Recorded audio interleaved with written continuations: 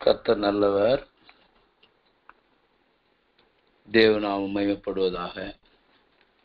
இந்த மாலை வேளையிலே கர்த்தருடைய வசனத்திலிருந்து நம்முடைய தியானத்திற்காக ஆதியாகமம் 30ஆம் அதிகாரம் 31ஆம் வசனத்தை நாம் படிக்கும்போது 31ஆம் வசனத்திலே லாபான் இடத்திலே யாக்கோபு சொல்லுகிறதான ஒரு நல் வார்த்தைகளை நாம் விதமாய் வாசிக்கிறோம். அதற்கு அவன், நான் உனக்கு என்ன தர வேண்டும் என்றான். யாக்கோபு, நீர் எனக்கு ஒன்றும் தர வேண்டியதில்லை. நான் சொல்லுகிறபடி நீர் எனக்கு செய்தால் உம்முடைய மந்தையை திரும்ப மேய்த்து காப்பேன் என்று சொல்லுகிறான். கர்த்தருக்கு ஸ்தோத்திரம். யாக்கோபோடு லாபான் இடத்திலே லாபான் சொல்லுகிற ஒரு வார்த்தையை நாம் வாசித்தோம். ஆனால் அதற்கு பதிலாக யாக்கோபு என்ன சொல்லுகிறான்? லாபானே, நீ எனக்கு ஒன்றும் தர வேண்டாம் என்று சொல்லுகிறார். கர்த்தருக்கு ஸ்தோத்திரம். ஏன் இந்த யாக்கோபு லாபானிடம், தன் மாமனாகிய லாபானிடம் இப்படி சொல்ல காரணம் என்ன? அவன் தன் 2 குமாரத்திகளுக்காக 14 வருடம் அவன் வேலை செய்தாலும், அவன் தன் மந்தைக்காக பாடுபட்டு 20 வருடம் கஷ்டப்பட்டாலும் அவன் சம்பளங்களை ஏமாற்றுகிறவனாக இருந்தான். கர்த்தருக்கு ஸ்தோத்திரம். ஆனால் இப்படி ஏமாற்றுகிறதான வேளையிலே அவன் தன்னுடைய மகளை விவாகம் பண்ணி 9 பிள்ளைகளை பெற்றெடுக்கும் வரைக்கும் அவனோடு ஐக்கியமாக சமாதானமாக அந்த மந்தைகளை காத்து வந்தவனாக இருந்தான். தேவனுக்கு ஸ்தோத்திரம். ஆனால் 10வது யோசேப்பு பிறந்தபோது அவனுக்குள்ளே ஒரு மாற்றத்தை தேவன் கொடுத்ததை நம்மால் பார்க்க முடியும். ஆதியாகமம் 30ஆம் அதிகாரம் 24 நாம் படிக்கும்போது, இன்னும் ஒரு குமாரனை கர்த்தர் எனக்கு தந்தருள்வாய் என்று சொல்லி அவனுக்கு யோசேப்பு என்று பெயரிட்டார். ராகேல் யோசேப்பை பெற்ற பின் யாக்கோபு லாபானை நோக்கி, நான் என் ஸ்தலத்திற்கு என் தேசத்திற்கும் போக என்னை அனுப்பிவிடு என்று சொல்லுகிறார். தேவனுக்கு ஸ்தோத்திரம். நாமும் இந்த உலகத்திலே வாழ்ந்து கொண்டிருக்கும் போது நம்முடைய சொந்த தேசத்திற்கு நாம் நினைக்கக்கூடியவராக இருக்க வேண்டும். நம்முடைய சொந்த தேசம் அது தேவன் நமக்கு ஏற்படுத்தின அந்த பரலோக தேசம். லாபான் இந்த உலகத்தை காட்டுகிறது. லாபான் அந்த உலகத்தின் சில ஆசீர்வாதங்களை நமக்கு காட்டி நம்மை நம்முடைய தேசத்திற்கு போகக்கூடாதபடிக்கு அவன் சில தடைகளை செய்கிறதாக நம்மால் பார்க்க முடியும். இங்க யோசேப்பு பிறந்த போது யாக்கோபுக்கு ஒரு மாற்றத்தை கர்த்தர் கொண்டு வருகிறார். இந்த யோசேப்பு நிமித்தமாக யாக்கோபு சொல்லுகிற வார்த்தை என்னவென்றால், நான் என் தேசத்திற்கு போக என்னை அனுப்பிவிடும், என் தேசத்துக்கு நான் போக என்னை அனுப்பிவிடும். அப்படியானால் அந்த தேசத்திற்கு போகக்கூடாதபடிக்கு லாபான் சொல்லுகிறான், உனக்கு என்ன வேணும் கேளு, இந்த உலகத்துல என்ன வேணாலும் தர்றேன்றார். ஆனால் இவன் சொல்றான், ஓ லாபானே, நீ எனக்கு ஒன்றும் தர வேண்டாம், நீ எனக்கு ஒன்றும் தர வேண்டாம். ஏன் எனக்கு ஒன்றும் தர வேண்டாம் என்று அவன் சொல்லுகிற காரணம் என்னவென்றால், யோசேப்பு அவன் பிறந்தபடியினால். இந்த யோசேப்பு அது ரட்சிப்பை காட்டுகிறது. அதாவது அவன் இரட்சகராக இருக்கிறார். தேவனுக்கு ஸ்தோத்திரம். ஆம், யோசேப்புக்கு ஒரு புதிய பேர் சாப்நாத் பண்ணையார் என்றுதான ஒரு பேரு பார்வோன் நாட்களிலே கொடுக்கப்படுகிற வேளையிலே அந்த பேருடைய அர்த்தம் அது லோக இரட்சகர் என்றுதான் அர்த்தம். இங்கே யோசேப்பின் பிறப்பும் போது ஒரு இரட்சகர் பிறந்தார் என்றுதான் நாம் நம்முடைய வாழ்க்கையில நம் இயேசுடைய பிறப்பின் மூலமாக ஒரு பெரிய ரட்சிப்பை நாம் பெற்றிருக்கிறோம்.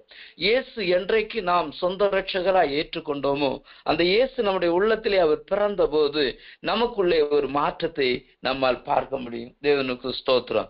இந்த யோசேப்பு இரட்சகர் என்று நாம் பார்க்கும்போது லூக்கா எழுதின சுவிசேஷம் 2ஆம் அதிகாரம் 11ஆம் அதிகாரத்திலே நமது அருமையாண்டவர் ஆகிய இயேசுவை குறித்து நாம் படிக்குமோ, இதோ அவர் இரட்சகராகிய இரட்சகர் இந்த உலகத்திலே பிறந்திருக்கிறார் என்று. 2ஆம் அதிகாரம் அதனுடைய 11ஆம் வசனத்தை நாம் படிக்கும்போது, இன்று கர்த்தராகிய கிறிஸ்து என்னும் இரட்சகர் உங்களுக்கு தாவீதின் ஊரிலே பிறந்திருக்கிறார். தேவனுக்கு ஸ்தோத்திரம். எனக்கு அருமையான தேவனுடைய பிள்ளைகளே, தேவன் இரட்சகராக பிறக்க 3 காரியம் உண்டு. 3 காரியம். அதாவது அவர் எப்படி இரட்சகராக பிறக்கிறார் என்றால், அவர் இரட்சகராக மாற காரணம், முதலாவது அவர் பட்ட பாடுகளினால் அவர் இரட்சகராக. எபிரேயர் 5ஆம் அதிகாரம் 8-9 நாம் படிக்கும்போது, அவர் பட்ட பாடுகளினால அவர் கீழ்ப்படிதலை கற்றுக்கொண்டு தம்முடையவர்களை ரட்சிக்கும்படியாக அப்படியாக இருக்கிறார் என்று நம்மால் பார்க்க முடியும். தேவனுக்கு ஸ்தோத்திரம். ஒரு மனிதன் ரட்சிக்கப்படுகிறதற்கு பாடுபட வேண்டியதாக இருக்கிறது. நம்முடைய கர்த்தராகிய இயேசு நமக்காக பாடுபட்டு சிலுவையிலே மரித்தபடினால நமக்கு ஒரு ரட்சிப்பு உண்டானது. ஆகையால் தான் 5ஆம் அதிகாரத்தில் 8-9 வசனத்தை படிக்கும்போது, அவர் குமாரனாய் இருந்து பட்ட பாடுகளினாலே கீழ்ப்படிதலை கற்றுக்கொண்டு தம் பூரணரான பின்பு தமக்கு கீழ்ப்படிந்தவரை யாவரும் நித்திய ரட்சிப்பை அடைவதற்கு காரணமாகி என்று பார்க்கிறோம். தேவன் நமக்கு தருகிற ரட்சிப்பு அவர் பாடுகளை கொண்டு. இந்த உலகத்தில் எத்தனையோ பேர், எத்தனையோ தெய்வங்கள், எத்தனையோ மகான்கள், எத்தனையோ பேர் பெற்ற புலவர்கள் தோன்றினாலும் அவர்கள் ஒரு மனிதனுக்காக பாடுபடவில்லை. அவர் மனிதனுடைய மீட்புக்காக, ஒரு ரட்சிப்புக்காக அவர்கள் எந்த விதத்தில் ரத்தம் சிந்தவில்லை. ஒரு மனிதனுடைய பாவத்தை மீட்க இயேசு என்னும் இரட்சகர் ஒருவரே அவர் பாடுபட வேண்டியதாக இருந்தபடினால அவர் பாடுகளில் மூலமாக ரட்சிப்பாய் அவருக்கு தந்திருக்கிறார். கர்த்தருக்கு ஸ்தோத்திரம். ஏனென்றால் அவர் ரட்சிப்பின் அதிபதியை அவர் உபத்திரவங்களினாலே பூரணப்படுத்துகிறது நம்முடைய பிதாவுக்கு சித்தமாக இருந்தது.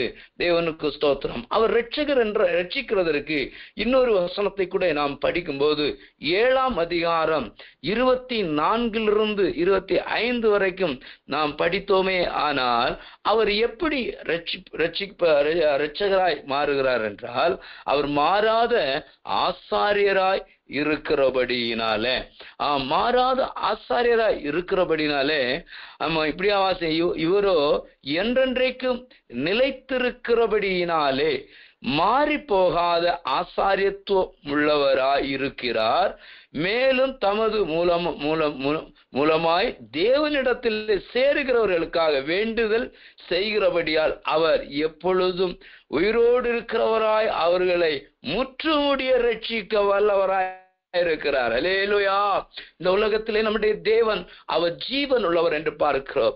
அவர் நம்மை ரட்சிக்கிறதற்கு மாறாத ஆசாரியத்துவத்தை அவர் உடையவராய் நம்மை ரட்சிக்கிறார். இந்த உலகத்தில் எத்தனையோ பேர் மாறி போகிற, எத்தனையோ தெய்வங்கள் அவர்கள் இந்த உலகத்தில் நம்பி இருக்கிற மனிதர்களை அவர்கள் கைவிட்டு அவர்கள் அப்படியாக அவர்கள் இஷ்டத்துக்கு விட்டு விடுகிறது. ஆனால் நம்முடைய தேவன் அப்படி அல்ல.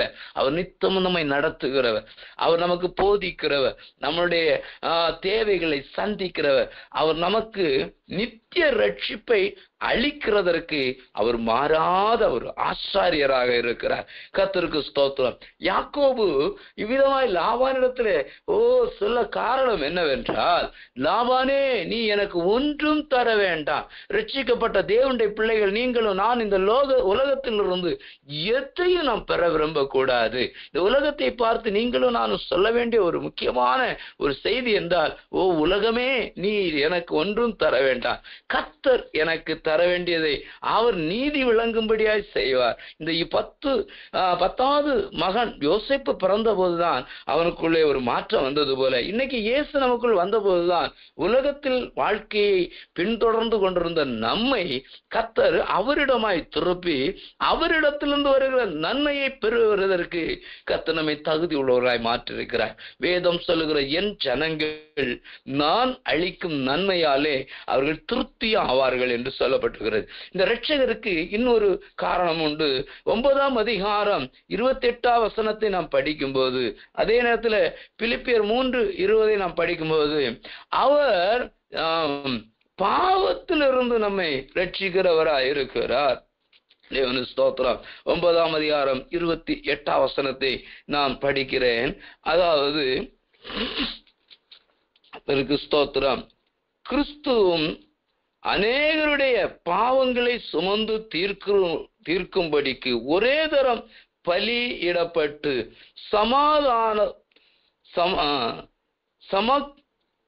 தமக்காக காத்து கொண்டிருக்கிறவர்களுக்கு ரட்சிப்பை அருளும்படி 2ஆம் தரம் பாவமில்லாமல் தரிசனமாகிறார். தேவனுக்கு ஸ்தோத்திரம். அவர் தமக்காக காத்து கொண்டிருக்கிறதான அவர்களை ரட்சிக்கிறதுக்கு பாவமில்லாத ஒரு தேவனாக அவர் வெளிப்பட போகிறார். பிலிப்பியர் 3ஆம் அதிகாரம் 20ஆம் வசனத்திலையும் கூட நாம் வாசிக்கும் போது அங்கேயும் ஒரு நல்ல ஒரு சத்தியத்தை நாம் பார்க்க முடியும். தேவனுக்கு ஸ்தோத்திரம். தேவன் அவர் நம்ம பாவமில்லாத ஒரு இரட்சகராக நமக்காக வெளிப்பட போகிறார். நம்முடைய குடியிருப்போ பரலோகத்தில் இருக்கிறது. நம்முடைய குடியிருப்பு பரலோகத்தில். அங்கே இருந்து இயேசு கிறிஸ்து என்னும் இரட்சகர் வர எதிர்பார்த்து கொண்டிருக்கிறோம். தேவனுக்கு ஸ்தோத்திரம். அவர் இரட்சகர். ஆம், இரட்சகர் நம்முடைய வாழ்க்கையில பிறந்திருக்கிறார். 2ஆவதாக அவர் ராஜா என்று பார்க்கிறோம். மத்தேயு சுவிசேஷம் அவர் பிறப்பு எப்படியாக இருந்தது என்றால், அவர் பிறப்பு இரட்சகராக பிறந்தார். 2வது ராஜாவாக பிறக்கிறார். மத்தேயு சுவிசேஷம் 2ஆம் அதிகாரம் 2ஆம் வசனத்தை நாம் படிக்கும் போது, இந்த 2ஆம் வசனத்திலே அவர் யூதருக்கு ராஜாவாக பிறந்தார். யூதருக்கு ராஜாவாக பிறந்திருக்கிறவர் எங்கே என்று நாம் இங்கே பார்க்கிறோம். அவர் ராஜாவாக பிறந்திருக்கிறார். ராஜாவாக பிறந்த காரணம் என்னவென்றால், அவர் நம்மை மீட்கிறார். அதிகாரம் அவருக்கே. அந்த அதிகாரம் நம்முடைய இயேசு நமக்குள்ள வந்த பிற்பாடு நாம் சொந்தமாய் சுயமாய் ஒன்றும் செய்யக்கூடாது. அவர் என்ன சொல்லுகிறாரோ அதைத்தான் நாம் செய்ய வேண்டும். கர்த்தருக்கு ஸ்தோத்திரம். அப்படிப்பட்ட ஒரு ரட்சிப்பை நாம் பெறும்போதுதான் இந்த உலகமாகிய இந்த லாபானுடைய கையிலிருந்து நாம் ஒன்று வாங்காதபடிக்கு நம்மை நாம் காத்து கொள்ள முடியும். கர்த்தருக்கு ஸ்தோத்திரம். ஏசாயா 9ஆம் அதிகாரம் 6-7 வசனத்தை நாம் படிக்கும் போது, ஏசாயா 9ஆம் அதிகாரம் 6-7 வசனத்தில் அவருடைய கர்த்தத்துவம் முடிவில்லாதது. அவர் ராஜாவா இருக்கும்போது அவருடைய ஆளுகை எப்போதும் முடிவில்லாததா இருக்கிற ஒரு முடிவில்லாத ஒரு ராஜாவாக அவர் இந்த உலகத்திலே நமக்காக பிறந்தார். ஆகையால் தான் அவர் நமக்கு தந்த ரட்சிப்பு, அவர் நமக்கு தந்த கிருபை வரங்கள் அது முடிந்து போகாதபடிக்கு நமக்குள்ளே அது நிலைத்திருக்கும்படி அவரே நமக்குள்ளே ஒரு கண்ட்ரோல், அதாவது அவருடைய சித்தத்தின்படி செய்கிற நமக்கோ தேவன் தருகிற கிருபை வரங்கள் அது மாறாதவைகளா இருக்கிறது. அவருடைய கர்த்தத்துவமும் அது முடிவில்லை என்று ஏசாயா தீர்க்கதரிசி 6-7 வசனத்தை நம்ம படிக்கும்போது, நமக்கு ஒரு பாலகன் பிறந்தார், நமக்கு ஒரு குமாரன் கொடுக்கப்பட்டார், கர்த்தத்துவம் அவர் தோளின் மேல் இருக்கும், அவர் நாமம் அதிசயமான ஆலோசனை கர்த்தா, வல்லமை உள்ள தேவன், நித்திய பிதா, சமாதான பிரபு என்றெல்லாம் நாம் இங்கே பார்க்கிறோம். கர்த்தருக்கு ஸ்தோத்திரம். அவர் 2ஆவதாக ராஜாவாக அவர் கர்த்தத்துவம் அவர் முடிவில்லாதவராக பார்க்கிறோம். அதே நேரத்தில் நாம் 1 சாமுவேல் 8ஆம் அதிகாரம் 5-6 நாம் படிக்கும்போது, ராஜா தன் காரியங்களை அறியக்கூடியவராக இருக்கிறார். அங்கே சாமுவேல் இடத்துல அங்கே ஜனங்கள் போய் கேட்கிற காரியம் என்னவென்றால், அந்நிய ஜனங்களை ஆளுகிறது போல எங்களை ஆளுகிறதற்கும் எங்களுடைய காரியங்களை விசாரிக்கிறதற்கும் ஒரு ராஜா வேண்டும் என்று கேட்கிறார். அப்ப ராஜா என்றால் யுத்தத்திலே நமக்கு முன்பாக செல்லக்கூடியவர், நம்முடைய காரியங்களை விசாரிக்கிறவர். நம்முடைய இயேசுவும் கூட அவர் பேதுரு சொல்லுகிற வார்த்தையின்படி அவர் உங்களை நினைத்திருக்கிறபடியினால் அவர் உங்களை குறித்து சிந்திக்கிறபடி உங்களுடைய சிந்தையாவத்தையும் உங்களுடைய கவலைகளை எல்லாம் அவர் மேல வைத்து விட வேண்டும் என்று சொல்லப்பட்டிருக்கிறது.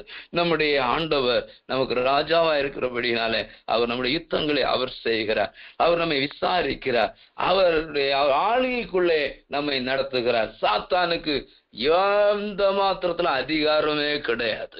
ஆகையால் எனக்கு அருமையானவர்களே, இந்த யோசிப்பு என்கிறதான ஒரு ஒரு குமாரன் யாக்கோவுக்கு பிறந்த பிற்பாடுதான் அவனுக்குள் ஒரு மாற்றம் வந்தது.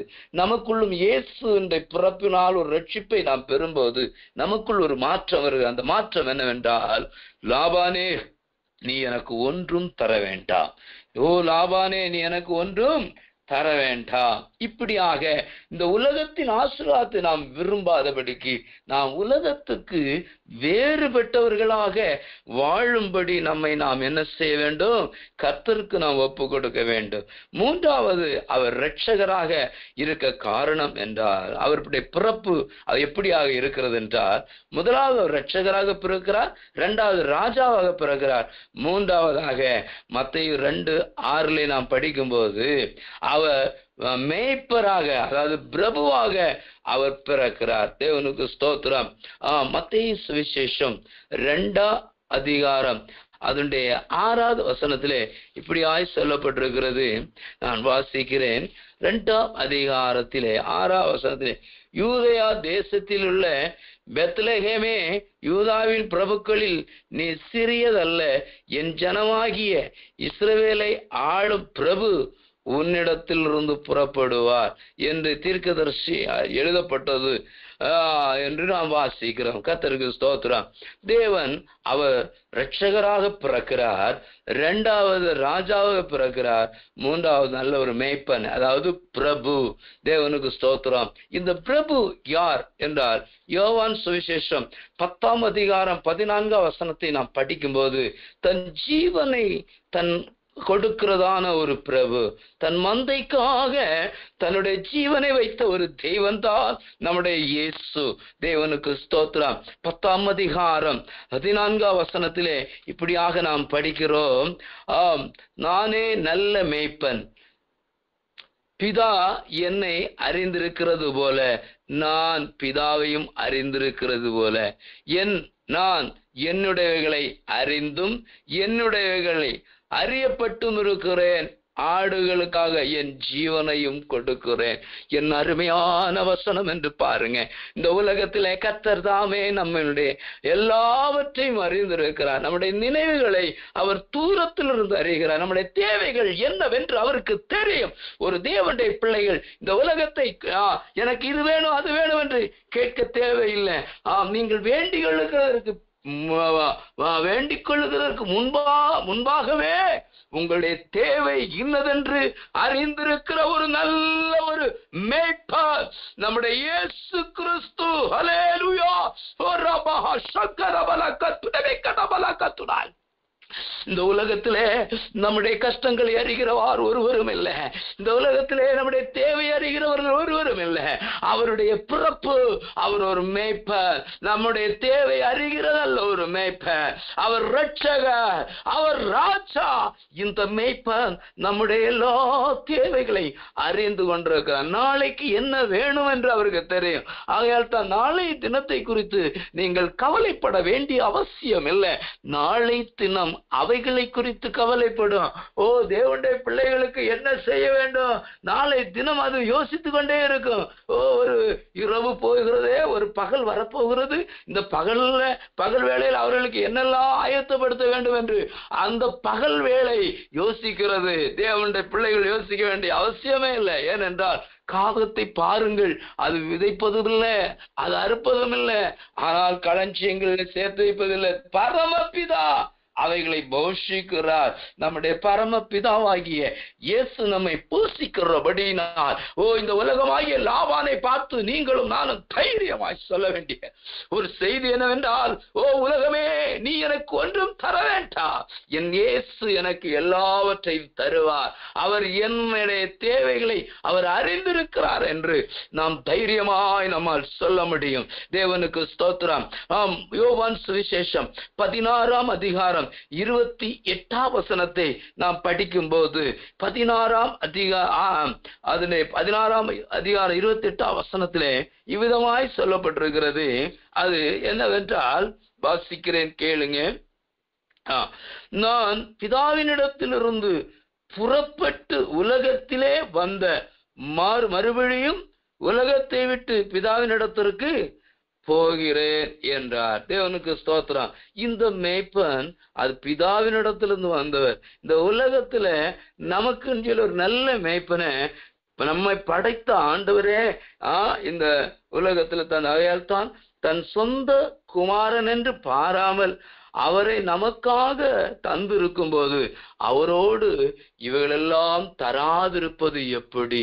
எனக்கு அருமையான தேவனுடைய பிள்ளையே, இந்த உலகத்துல நம்முடைய பிதா, நம்மை படைத்த பரம பிதா நமக்காக நம்முடைய சொந்த குமாரனை இயேசு அனுப்பி நம்முடைய தேவைகள் எல்லாம் அவர் பூர்த்தி செய்கிறார். ஆகையால் தான் 6ஆம் அதிகாரம் 27ஆம் வசனத்திலே நாம் இவ்விதமாய் படிக்கிறோம். அது பிதா ஆனவர் அவரை முத்திரித்திருக்கிறார் என்று நாம் பார்க்கிறோம். தேவனுக்கு ஸ்தோத்திரம். 6ஆம் அதிகாரம் இதனுடைய 27ஆம் வசனத்திலே, அழிந்து போகிற போஜனத்திற்காக அல்ல, நித்திய ஜீவன் வரைக்கும் நிலைத்திருக்கிற போஜனத்திற்காகவே கிரியை நடப்பியுங்கள், அதை மனுஷகுமாரன் உங்களுக்கு கொடுப்பார், அவரை பிதாவாகிய தேவன் முத்திரித்திருக்கிறார். ஆகையால் தான் அப்போஸ்தலர்கள் இந்த பூமியில ஊழியம் செய்த நாட்களிலே அவராலே அன்று வேறொருவராலும் ரட்சிப்பு இல்லை. வானத்திற்கு கீழே பூமியிலே மனுஷருக்குள்ளே அவருடைய நாமமே அல்லாமல் வேறொரு நாமமும் கட்டளையிடப்படவில்லை. ஆகையால் இந்த இரட்சகராகிய இயேசு நமக்குள் பிறக்க வேண்டும். யோசேப்பு பிறந்த போது தன்னுடைய ஸ்தோத்திரம் வாழ்க்கைக்கு ஒரு மாற்றத்தை அவன் மாற்றிக் கொண்டதான யாக்கோவை போல இந்த உலகத்தில் வாழ்கிற நீங்களும் நானும் இயேசு நமக்குள் பிறந்த போது நமக்குள் ஒரு மாற்றம் உண்டாக வேண்டும். யோசேப்புவை குறித்துண்டான நல்ல நல்ல ஆசீர்வாதங்களை இந்த நாட்களில் நீங்கள் தியானித்துக் கொண்டிருக்கிறீர்கள். ஆம், கர்த்தருக்கு பிரியமான எனக்கு அருமையானவர்களே, இந்த நாட்களிலே நாம் அறிந்து கொள்ளக்கூடிய ஒரு சத்தியம் என்னவென்றால், யோசேப்பு நம்மளுக்குள் பிறக்கும் போது இந்த உலகத்துக்கு நாம் வேறுபட்டவர்களாக இருக்க வேண்டும். இந்த உலகத்துக்கு நாம் தூரமானவர்களாக இருக்க வேண்டும். உலகமும் அதனுடைய இச்சையும் ஒளிந்து போகும் என்று வேதம் சொல்லுகிறது. அப்போஸ்தலனாகிய பவுல் சொல்லுகிறார், உலகம் எனக்கு சிலுவையில் அறையப்பட்டிருக்கிறது, உலகத்திற்கு நானும் கூட சிலுவையில் அறையப்பட்டிருக்கிறேன். தேவனுக்கு ஸ்தோத்திரம். ஆகையால் தான் இந்த யாக்கோபு யோசேப்பின் பிறப்பின் பிற்பாடு இன்னொரு காரியத்தை கூட அவர் அங்கே சொல்லுகிறதை நம்மால் பார்க்க முடியும். தேவனுக்கு ஸ்தோத்திரம். இங்கே யோசேப்பு பிறந்தார். யோசேப்பு அது இரட்சகருக்கு, நம்முடைய இயேசுவுக்கு நிழலாட்டமாக இருக்கிறார். ஆம், இயேசு ஆகிய இரட்சகர் நமக்குள் பிறக்கும் போது இவ்விதமான மாற்றத்தை நமக்குள் கொண்டு வரும்போது இன்னொரு விஷயத்தை கூட நாம் சிந்திக்க வேண்டியது மிகவும் அவசியமாக இருக்கிறது. அவன் ஏற்கனவே இவருடைய சம்பளங்களை மாற்றி இவருடைய பிரதிபலனை அவன் தடுத்து கொண்டிருக்கிறவனாக அவன் காணப்படுகிறான். இந்த லாபான் ஒரு முறை 2 முறை அல்ல, அவன் 20 முறை அதாவது 20 வருடங்கள் ஏமாத்தி கொண்டே இருந்தான். 10 முறை சம்பளத்தை மாற்றி கொண்டிருந்தான் என்று நாம் பார்க்கிறோம். தேவனுக்கு ஸ்தோத்திரம். ஆதியாகமம் 30ஆம் அதிகாரம் 30ஆம் வசனத்தை நாம் படிக்கும் போது, ஆதியாகமம் 30ஆம் அதிகாரம் 30ஆம் வசனத்திலே அங்கே என்ன சொல்லப்பட்டிருக்கிறது என்று சொன்னால், அங்கே லாபானை குறித்து இப்படி ஆகிவிடும். யாக்கோபு ராகேலையும் நான் வருமுன்னே உமக்கு இருந்தது கொஞ்சம், நான் வந்தபின் கர்த்தர் உம்மை அதிக ஆசீர்வதித்ததால் இது மிகவும் பெருகி இருக்கிறது. இனி நான் என் குடும்பத்திற்காக நான் என் குடும்பத்திற்காக சம்பாத்தியம் பண்ணுவது எப்போது என்றான். பாருங்களேன், யாக்கோபு அங்க இருக்கும்போது லாபான் ஆசீர்வதிக்கப்படுகிறார். இந்த உலகத்துல ஜெபிக்கிற தேவன் பிள்ளைகள் இருக்கிறதுனால இந்த உலகத்தாரும் கூட ஆசீர்வதிக்கப்படுகிறார். இயேசு கூட ஒரு வார்த்தை சொல்லுகிறார், தெரிந்து கொள்ளப்பட்டவர்கள் நிமித்தம் அந்த நாள் அது குறைக்கப்பட்டிருக்கிறது, அழிவின் நாள். இந்த நாட்கள்ல நாம் எத்தனையோ விதமான சம்பவங்களை கேட்டு கொண்டிருக்கிறோம். பூகம்பங்களும் நிலநடுக்கங்களும் இப்படிப்பட்டதெல்லாம் வருகிறது. இப்படி யாக்கோபு நிமித்த ஆசீர்வதிக்கப்பட்ட லாபான் அவனை போக விடாதபடிக்கு, அவனுக்காக சம்பாதிக்க கூடாதபடிக்கு, அவனுடைய ஜீவத்தை அவன் சரி செய்ய கூடாதபடிக்கு அவன் தடை பண்ணுகிறவனாக இருக்கிறார். ஆகையால் தான் இந்த யாக்கோபு லாபானை பார்த்து சொல்லுகிறார், நீ எனக்கு ஒன்னும் தர வேண்டாம், நான் சொல்ற போல நீ கேட்டா நான் இந்த உலகத்துல என்ன செய்வேன், உன்னுடைய மந்தையை காட்பேன் என்று சொல்லுகிறான். தேவனுக்கு ஸ்தோத்திரம். அதே நேரத்தில் 33வது வசனத்திலே அவர் இப்படியா சொல்லுகிறார், அப்படியே இனிமேல் என் சம்பளம் ஆகிய இவைகளை நான் பார்வையிடும் போது என் நீதி விளங்கும் புள்ளியும் அப்படின்னு, அதாவது சம்பளத்தை குறித்து ஒரு விதிமுறை வைக்கிறார். நான் உங்களுடைய ஆடை மேய்க்கிறேன், அதுல புள்ளி வரிகளெல்லாம் என்னுடையது, மற்றதெல்லாம் அவனுடையது. அப்படியெல்லாம் ஒரு சட்டத்திட்டத்தை போட்ட பிற்பாடு சொல்றாரு, நீ பார்வையிடும் போது என் நீதி விளங்க பண்ணும். தேவனுடைய பிள்ளைகள் இந்த உலகமாகிய இந்த லாபானை விட்டு தூரமாகும் போது, இந்த உலகத்துக்குடைய பொருள் மீது ஆசை வைக்காத இருக்கும் போது, கர்த்தரால் வருகிற நீதியின் பலனை அவர்கள் பெற முடியும். தேவனுக்கு ஸ்தோத்திரம். இந்த நீதி பலன் என்றால் என்ன? இந்த நீதி அது எப்படிப்பட்டதா இருக்கிறது? நீதிமொழிகள் புஸ்தகம் 11ஆம் அதிகாரம் 31ஆம் வசனத்திலே நீதிமான்களுக்கு பூமியிலே பிரதிபலன், அதாவது நீதியின் பிரதிபலனை ஆண்டவர் பெறுகிறார். இந்த பிரதிபலனை அது பூமியிலே தேவன் தருகிறார். அது அந்த பிரதிபலன் எப்படிப்பட்டது என்றால், அது ஜீவ விருட்சம் என்று 30ஆம் வசனத்திலே நம்மளால் பார்க்க முடியும். தேவனுக்கு ஸ்தோத்திரம். நீதிமொழிகள் 11ஆம் அதிகாரம் 31ஆம் வசனத்திலே நாம் படிக்கும்போது, நான் படிக்கிறேன் கேளுங்க. இதோ நீதிமானுக்கு பூமியிலே சரி கட்டப்படும் துன்மார்க்கருக்கும் பாவிகளுக்கும் எத்தனை அதிகம். 30ஆம் வசனம், நீதிமானுடைய பலன் ஜீவ விருட்சம், ஆத்துமாக்களை ஆதாயப்படுத்திக் கொள்ளுகிறவன் ஞானம் உள்ளவன். தேவனுக்கு ஸ்தோத்திரம். இந்த பூமியிலே அவன் பிரதிபலன் அது ஜீவ விருட்சமாயிருக்கிறது. அதே நேரத்தில் வெளிப்படுத்தல் 22ஆம் அதிகாரம் 2ஆம் வசனத்திலே பரலோகத்தில் ஒரு ஜீவ விருட்சம் உண்டு. இந்த ஜீவ விருட்சத்தை நாம் கர்த்தரிடத்திலிருந்து நாம் பெற்றுக்கொள்ள வேண்டும். ஜீவனுள்ள தேசத்திலே சேருகிற யாவருக்கும் கர்த்தர் இவைகளை தருகிறார். நாம் இந்த தேவனால் வருகிற பிரதிபலனை நாம் பெற்றுக்கொள்ளக்கூடியவர்களாய் காணப்பட வேண்டும். யார் எப்படிப்பட்டவர்களாய் இருந்தாலும், யார் நம்மை நான் அது தருகிறேன் இது தருகிறேன் சொல்லி நம்மை ஏமாத்தினாலும், நாம் கர்த்தரிடத்திலிருந்து வருகிற பிரதிபலனை மாத்திரம்தான் நாம் எதிர்பார்க்க வேண்டும். யோவான் எவ்வளவு பெரிய தீர்க்கதரிசியா இருந்தான். இயேசு கூட சாட்சி சொல்லுகிறார். பாருங்க, ஸ்ரீரத்துல பிறந்ததுல யோவான் ஸ்நானகனை போல பெரியவர் ஒருவரும் இல்லை. ஆனா அவர் தன்னை எவ்வளோ தாழ்த்துகிறார். நான் சிறுகவும் அவர் உயரும் பெருகவும் என்று சொல்கிறார். அவர் மறைந்து ஊழியம் செய்ய வனாந்தரத்திலே ஊழியம் செய்தார். திரளான ஜனங்கள் அவரிடத்துல போறாங்க. இன்னைக்கு நாம் எத்தனையோ கூட்டமாய் கிராமங்களிலே சென்று சுவிசேஷம் அறிவித்தால் ஒரு ஆளு கூட நம்ம இடத்துல வரமாட்டாங்க. ஆனால் அதே மறைந்து ஊழியம் செய்த கர்த்தருடைய ராஜ்யத்திற்கென்று அவர் பரலோக ராஜ்யத்திற்கு வழிகாட்டக்கூடியவராகிய யோவானிடத்திலே திரள் கூட்ட ஜனங்கள் போனார்கள்.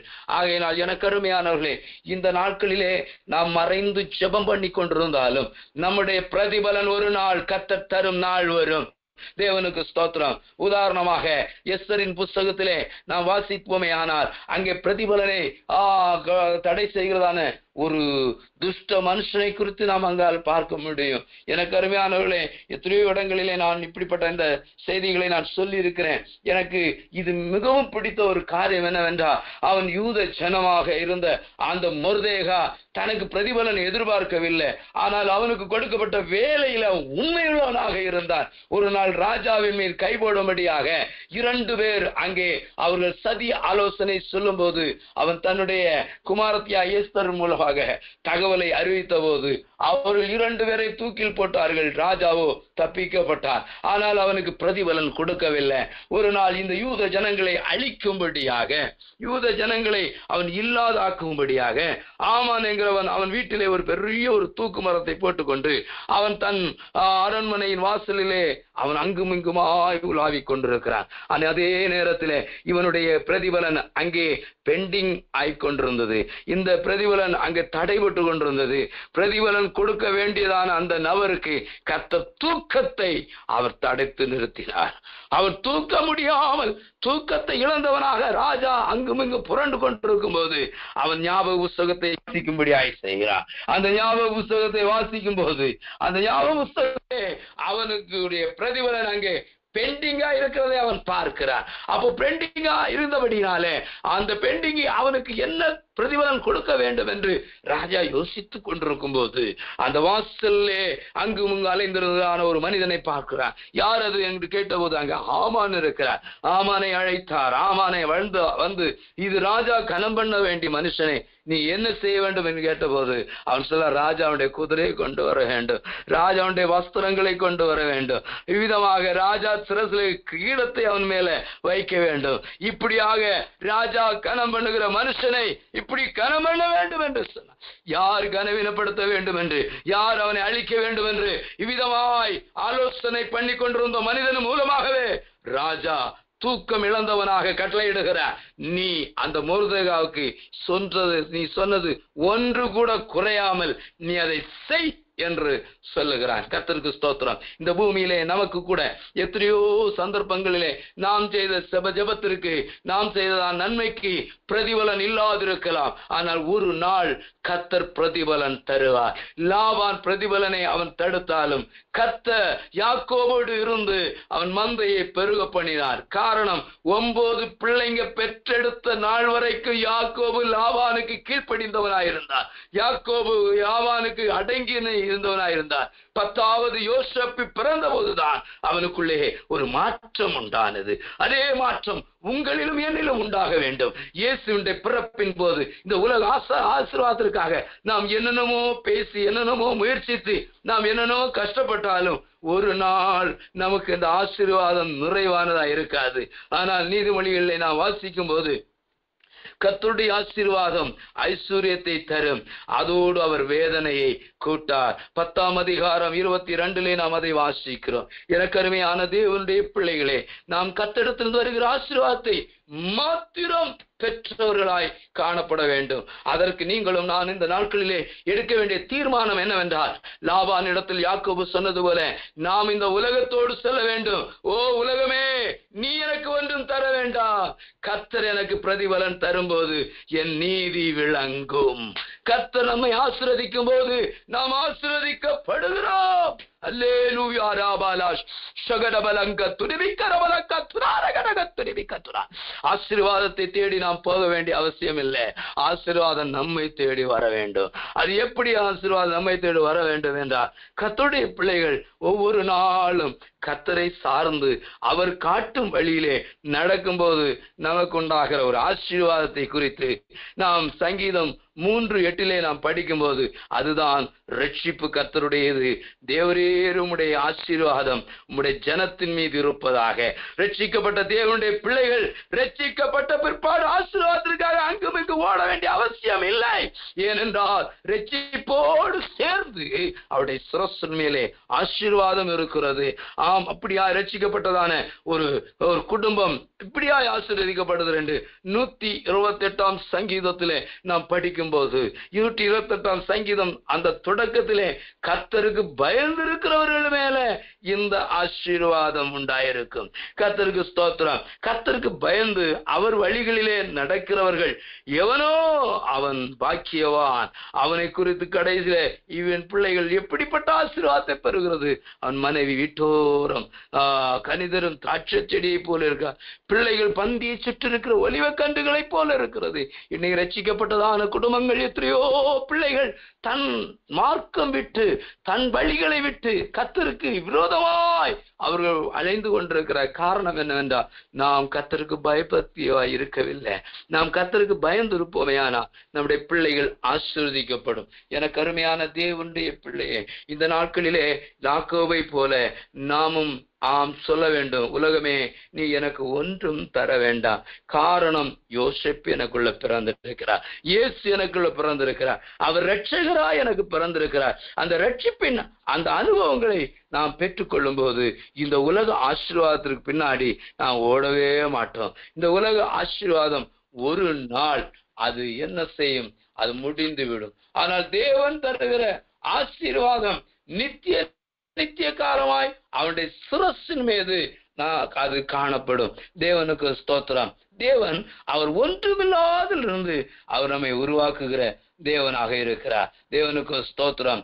எபிரேயர் 11ஆம் அதிகாரம் 6ஆம் வசனத்திலே நாம் படிக்கும் போது, எபிரேயர் 11ஆம் அதிகாரம் 6வது வசனம், தேவனுக்கு ஸ்தோத்திரம். அங்கே ஆசீர்வாதத்தின் பட்டியலை குறித்து நாம் பார்க்க முடியும்.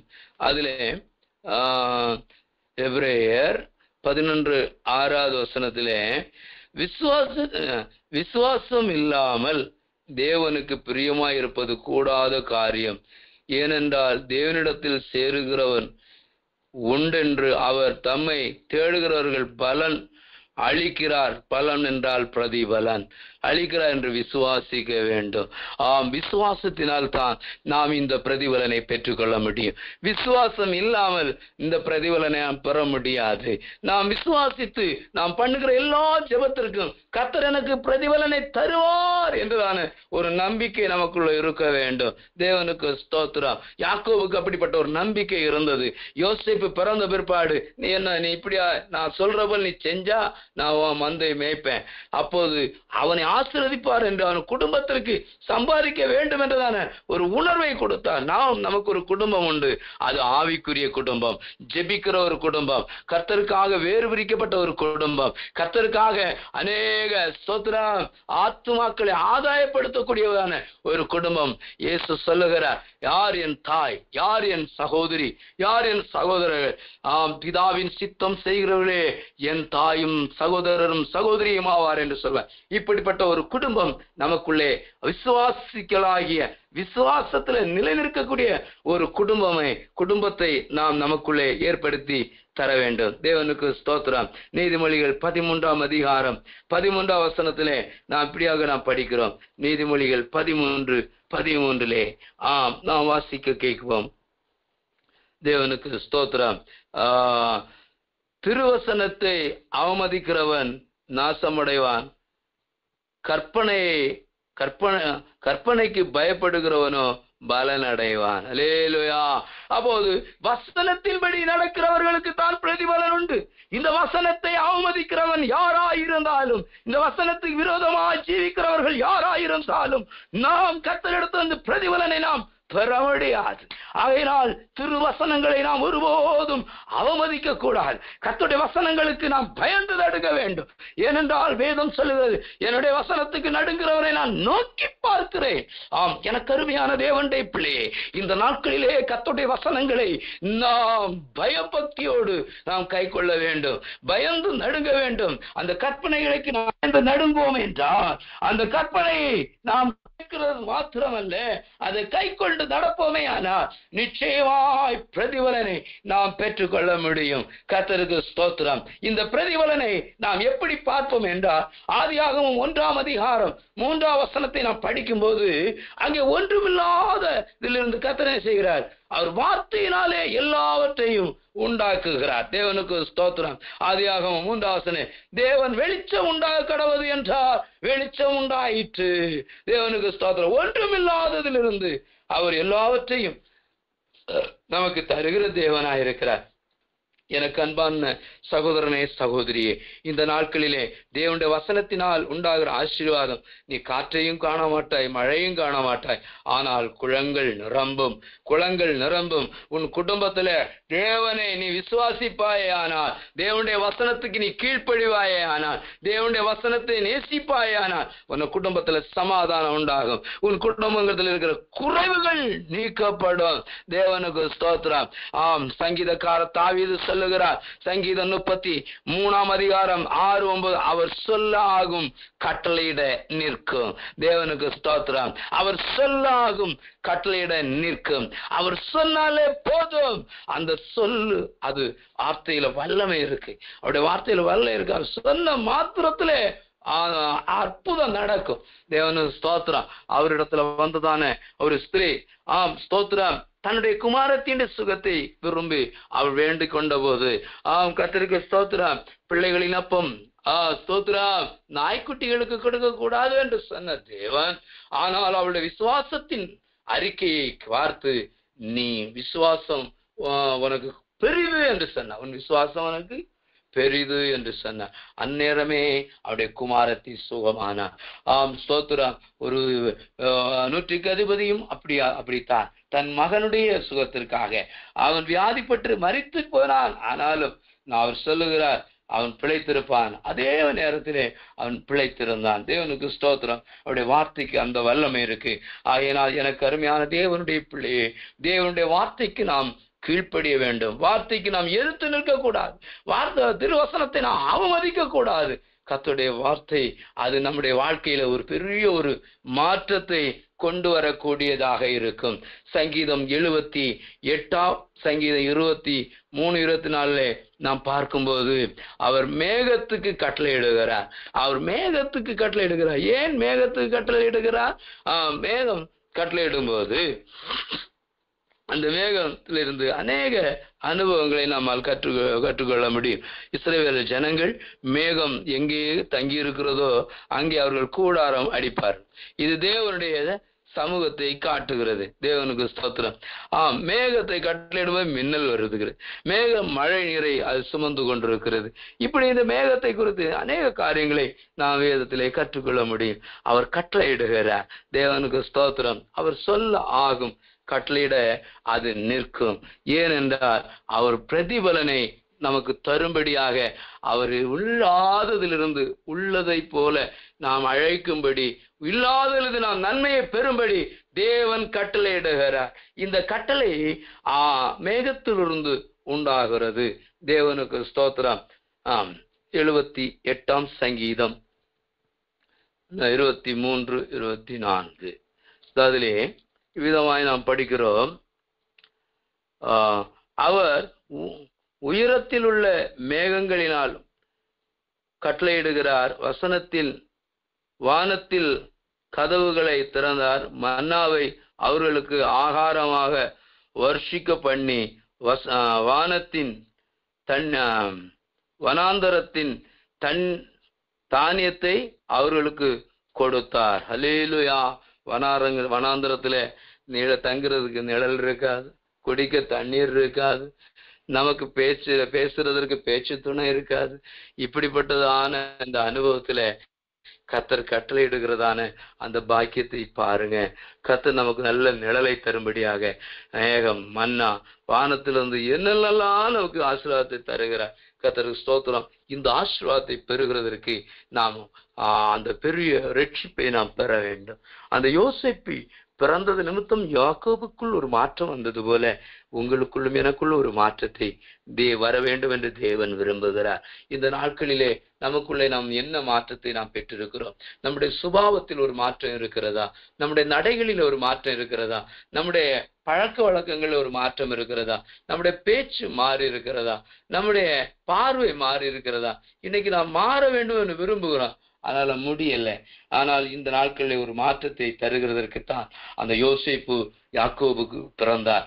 இந்த நாட்களில் நமக்கும் மாற்றம் உண்டாக இயேசு நமக்குள்ளே பிறந்திருக்கிறார்.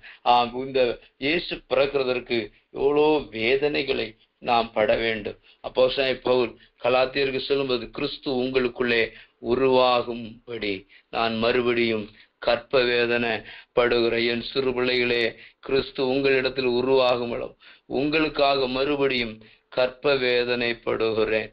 கற்ப வேதனை கற்ப வேதனை எப்போது குழந்தை வயிற்றுல உருவாச்சோ அந்த குழந்தை வெளியில வருகிற வரைக்கும் ஒவ்வொரு நாளும் வேதனை தான். எப்போது நாம் ரட்சிக்கப்பட்டோமோ ஒவ்வொரு நாளும் இயேசுக்காக ஒரு ஜெயஜீவியத்தை பெற்றெடுக்கும் வரைக்கும் இந்த உலகத்துல வேதனை உண்டு, நிந்தை உண்டு, அவமானம் உண்டு, பலவீனங்கள் உண்டு, சோர்வு உண்டு, கஷ்டம் உண்டு. எல்லாவற்றிலும் நாம் அனுதினமும் வேதனை பலாகப்பட்டு கர்த்தருக்காக நாம் என்ன செய்ய வேண்டும்? ஒரு பெரிய ஒரு ஜெயம் கொண்ட ஒரு ஆண்மகனை பெற்று எடுக்கக்கூடியதான ஒரு அனுபவத்துக்கு நேராக நீங்களும் நானும் கடந்து வர வேண்டும். எனக்கு அருமையான தேவனுடைய பிள்ளையே, இந்த நாட்களிலே நம்முடைய வாழ்க்கையிலே நாம் அப்படிப்பட்ட அனுபவத்தை நாம் பெற்றுக்கொள்ள வேண்டும். யோசேப்பின் பிறந்ததினாலே யாக்கோபு லாபானை பார்த்து, லாபானே நீ எனக்கு ஒன்றும் தர வேண்டாம், நீர் பார்வையிடும் போது தேவன் எனக்கு தருகிற பிரதிபலத்தை நீதி விளங்க பண்ணுவார் என்று.